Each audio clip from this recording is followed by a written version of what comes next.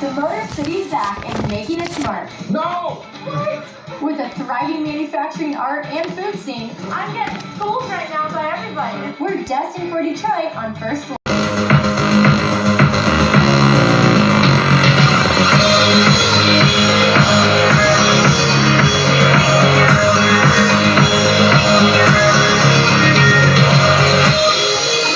Affordable real estate attracts artists, and when artisans can work, when they're informed and inspired by their surroundings, they themselves are able to transform those very environments for the better. Skeptical? Well, in Detroit, where the creative art scene is booming, it's only fitting that the mecca of this movement is going down on a street synonymous with this exact kind of revitalization. 2000 Brooklyn Street is the home of 15 artists. There's a wait list to live here because owner Richard Rawlings is more a patron of the arts than a landlord. And subsidized rents complement his private collection, which is displayed publicly throughout the building. There's some really cool pieces in here. And on the first floor, one of the building's tenants is making his mark, literally. I'm Antonio Agee, known as Shades, from the city of Detroit, born and raised.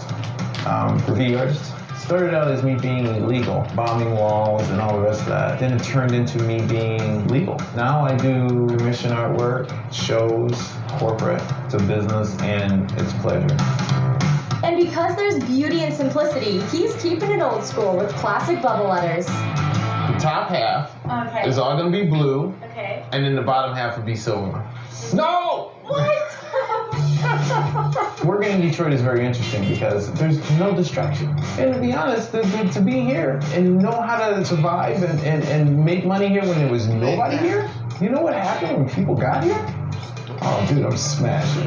Yeah, try not to drip. Is that gonna drip? Yeah, it's gonna drip really bad. That means that you are not a graffiti. What do I do to stop it? There's nothing. See? It just makes it worse. With commissions coming in from private collectors and businesses, and with 2 works archived in the Detroit Institute of Art, Shades isn't a working artist, he's a thriving one. You're definitely not a control that can. It's called can control. Living in this building, it's like a dorm, but for grown-ups. Each artist in here that's from Detroit is literally shaping this city. That's representation at its best. You gotta sign that. I gotta sign it? You gotta have a graffiti name. Lady. There you go. And that looks amazing. There it is. The first collabo. Our first collabo. I need some practice on this. Just a little. Just a little. The siren song from another master craftsman calls you from the first floor to the second. My name is Dwele. I'm from Detroit, born and raised. Singer, songwriter, producer. And growing up listening to soul, jazz, and hip-hop, Dwele's taken his influences and created a music style all his own. Some people call it neo-soul music, I just call it soul music. Some of the artists that I've collaborated with, Bahamadia, Common, Kanye West, I'm still growing, I'm still working, still learning new things every time I work with somebody. Now I need you to sing. Oh man, I am not a singer. What note am I hitting? Hey, that's your note right there. Yep. How long does it normally take you to create a song? Anywhere from 15 minutes to 15 months. And when it comes to building a track, Dwele constructs layers of sound. First with the beat. I want you to get the snare on the 2 and the 4. Okay. 1, 2, 3, 4. Then with the bass line. I think I messed that one up. That was perfect. Was it? It was perfect. And then I'll put down a rough vocal. It might not be words at first. It might just be NBC, on TV, blah, blah, blah, la, la, la. And from there, I can just write a story around it.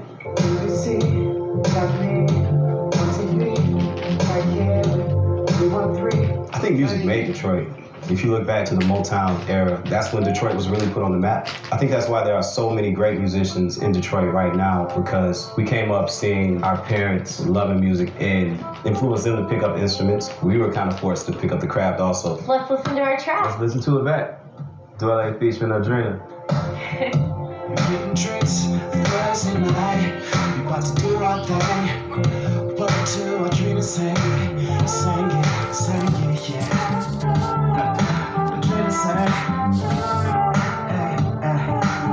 I would definitely buy this. I appreciate it. You know, maybe we'll put it out, make a couple dollars. Finally, grab the elevator and give your legs a rest, because creative muscles are still fully flexing on the 3rd floor. My name is Jeremy Deputan. I'm a photographer. I'm born and raised in the Detroit area. and I've lived in Detroit proper since maybe '96.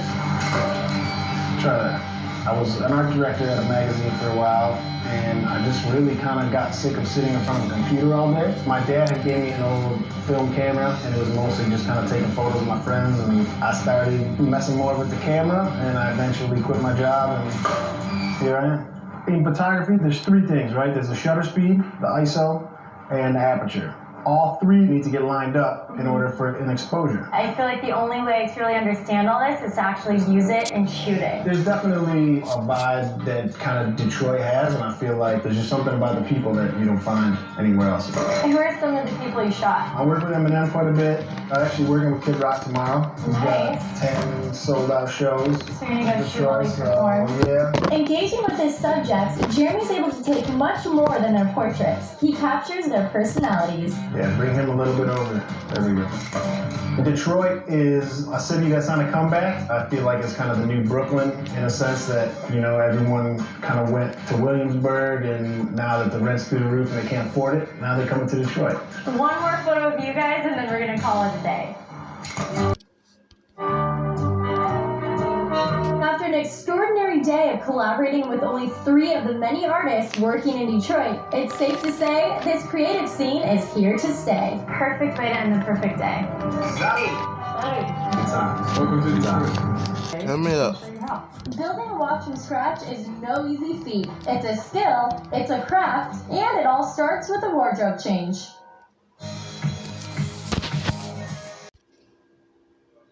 Want more First Look in your life? Check out FirstLookTV.com for full episodes, behind the scenes extras, and more.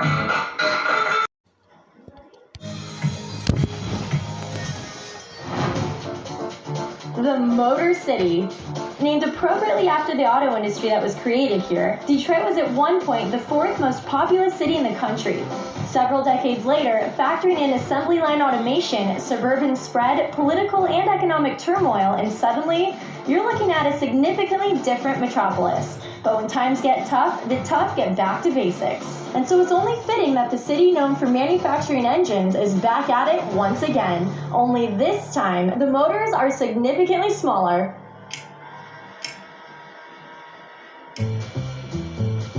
Shinola launched in 2013 with the mission of making watches, bikes, and leather goods, while bringing manufacturing jobs back to Detroit. And with over 300 locally based employees punching in every day, they are well on their way. What does the name Shinola mean? Where does it come from? So Shinola was an old shoe shine brand, and it was popular in the 50s, and you might remember a saying, you don't know from Shinola. And so when we were thinking about what to name the brand, in a moment of frustration, somebody said that phrase, and we knew we had our name. So this is the factory. Yes, this is where all of our watches are assembled, and Olivier is going to show you how. Building a watch from scratch is no easy feat. It's a skill, it's a craft, and it all starts with a wardrobe change. Finger condoms. And then it's off to the movement department. So why do they call it movement? It's pretty much what makes the watch move, the state of the watch. So its main function is built based around it. Movement. So the first piece is the setting lever. Pick up by the hole right here. So I'm gonna turn this. That's gonna put the Oh, this way. Just push it. yeah, push it. Oh. There you go. Yeah.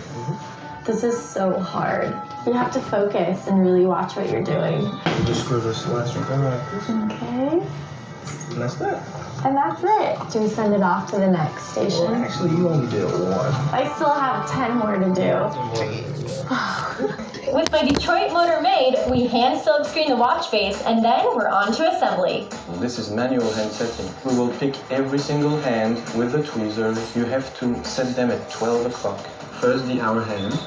Now you can press down but don't push. Now remove the tweezers. Give it a firm press. That's it. Set them in. Oh, there it is. Impressive. Usually it's difficult to set them really perfectly aligned. I think I'd be hired.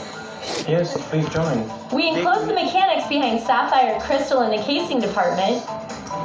Oh, there it goes. Clicks right in. And then a few final screws to tighten it all in place. You just put your first watch together. I can't believe how much work goes into this little beauty. Until you see this, you don't realize that there are so many parts involved, and every part can go wrong.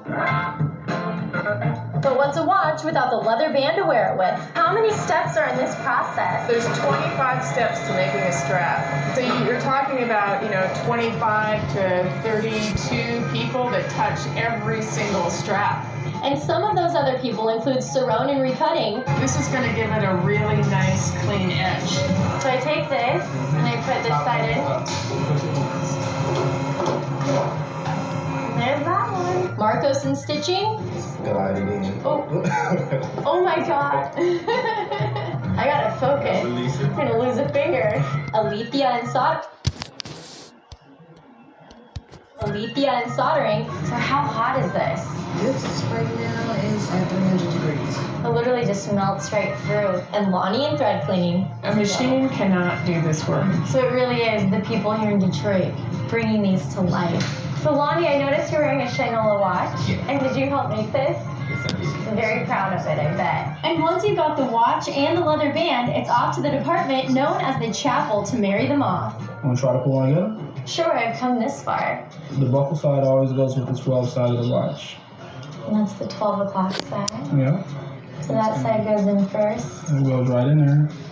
You just have to balance it and hold it.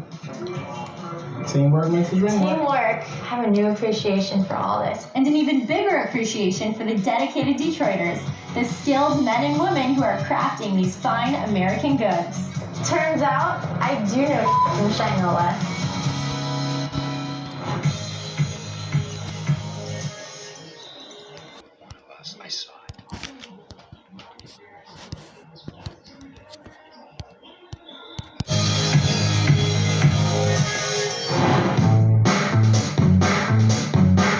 Nothing more American than the classic hot dog. But here in Detroit, that classic comes covered in chili, smothered in fine mustard, and coated with chopped onions. Hey, the corny dog, please. Man, I got one dog. Give me a corny dog for everything on it. American Coney Island doesn't just sell Coney dogs, they helped create them. An institution since 1917, the oldest family-run business in Detroit has seen this city thrive, falter, and resurge, all while staying true to what it does so well, providing Detroiters with the quintessential Coney. Here they are. I can't say I've ever eaten one of these Coney dogs before. So you're a Coney virgin then? I am. Oh, you're gonna love it. It's a life-changing experience. It has so much flavor. I'm so glad you like it. Good chili. This is delicious. It's our family's secret recipe. These have been around for how long? 98 years. 98. 98 years. My grandfather started it in 1917. My father then took over from there. I then jumped in. Then my brother's my business partner. And here we are, 3 generations later. Same recipe, nothing's changed. Including the ordering terminology. All right, so we got you here at the register. When you say 1 up, that means chili, mustard, onions. 1 up. 1 up. Say you want it without onions, so you just say 1 without. They don't want mustard, 1 no mustard. There's other things you have to say, like 2 on 1. That's a 1 plate, 2 Coney dogs on it. Okay. 2 1 without. That means 2 Coneys on 1 plate. 1 of them has without onions. Is there a cheat sheet? No cheat sheets. So where does the name Coney Island come from? My grandfather landed here. He came from a village in Greece that had nothing way back then, and he needed to name the place. He remembered Coney Island, the amusement park. It made a big impression on him. He says, I'm in America. Yep. American Coney Island. It's as simple as that. We're red, white, and blue. We're tasty and tacky. It's like a piece of American pie. It gets especially crazy and fun after a game. Tonight we're going to get really, really busy, and we're going to need to put you to work. I'll help. I'm here to help. Maybe I'll learn the recipe. Can't learn the recipe. Not gonna happen. I had to try. It's all right. Yeah, that's good. Coney dog, go just 1. Hit the Coney right there. Coney dog. Oh, I already made a mistake. Call it out. 1 to go. 1 to go. Louder, they need to hear you. 1 to go. Can I get 1 to go with everything, please? 1 up to go. The 1 ups were here. Okay. The to go part, 1 to go. 1 up to 1 to go. 1 to go. 1 to go. See, you messed him up. He had a plate ready to go. 1 to go. 1 to go? No, you gotta say it. You gotta say it loud. Thank you. I'm getting schooled right now by everybody. 1 to go. The grill guy can't hear you. He's got 20 people yelling at him. 1 to go. Maybe I'll fare better on the grill. You ready? I'm ready. We got the Coney right here, the natural casing hot dog. We have our steam buns right here. Okay. We have our chili. We have our mustard and our sweet onion. So it's really easy to do. 1 up. 1 up. 1 up. So you get the plate, grab a nice steam bun in there. So that's good to go. Get a nice heaping amount. A little more. Don't be stingy with the chili. Yeah. Mustard and a little sweet Vidalia onion. We'll have to meet with that one again. I spilled it. I'll eat this one. One to go? Okay, one to go. Right pass. He wants me to be perfect. Okay, and then this is everything on it. Not bad. I give you about a 7 for your first time. 7? It's a little more chilly. Mustard could have been a little straighter. 4 to go. 4 to go. Is my arm even long enough? See, all the way under. Oh my god. And you'll seal them up. So as you're seeing right now, working the grill. The grill is one of the hardest jobs here because you got people yelling at you coming to register. You got waiters coming up to you yelling at you what they need. How many of these do you guys make a night? You know, we do about 1,000 conies a night. This is intense back here. It's stressful. And just like that, my days of slinging coney dogs are behind me. But I'm not the only retiree in the house. So you're Grace's father? Yes. And how many years did you work here? About 60 years. Wow. Well, let me buy you a beer and a coney dog. Sounds good. 2 pony dogs and 2 beers. All right, how do we say those 2 conies? 2 1-ups. 2 1-ups? 2 on 1. 2 on 1. You sure? 2 singles. Perfect. 2 singles. I got it. What's it like to own an institution like this? It's wonderful, I guess. Yep. And it's more wonderful that I have a daughter taking over from me. So what do you like about Detroit? Everything. Everything has gotten better, and the people are wonderful, and we're here. You want a part-time job? Sure. I'm a fan of the coney dog. That's good.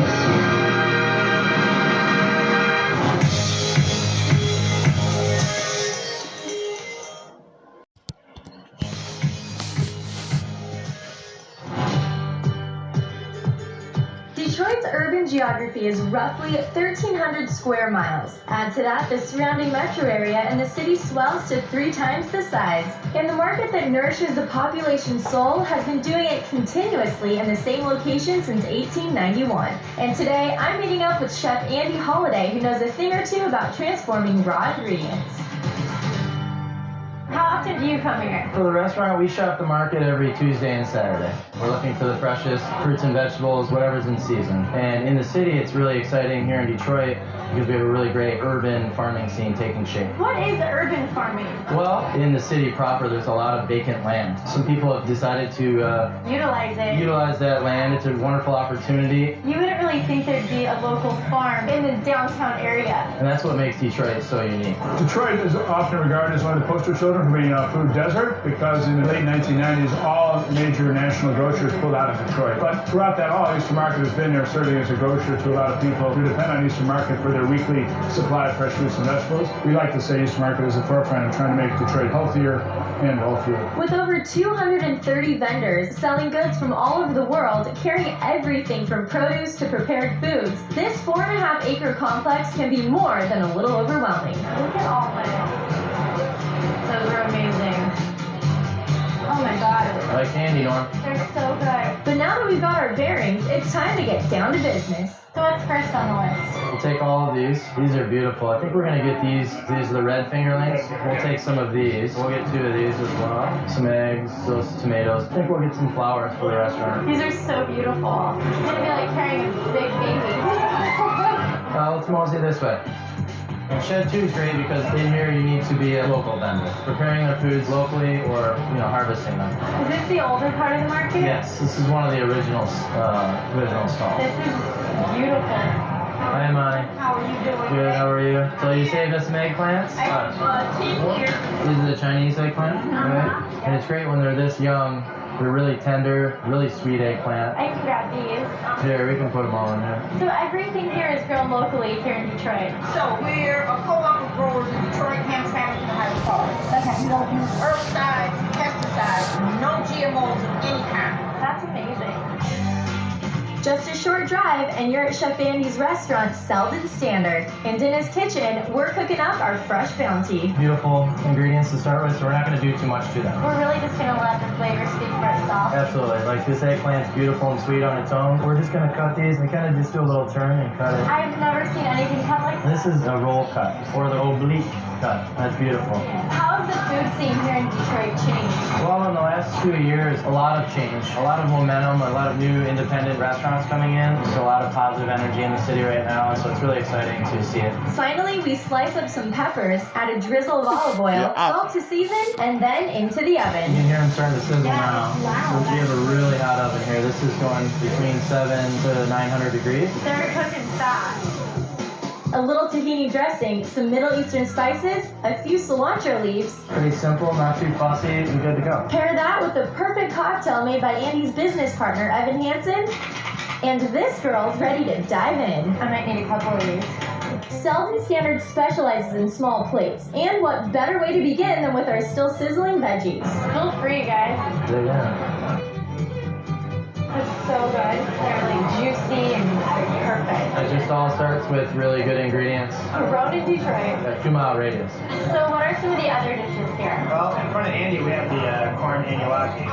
That's really good. That's the duck sausage. Pizza's amazing. I also like the lamb chops.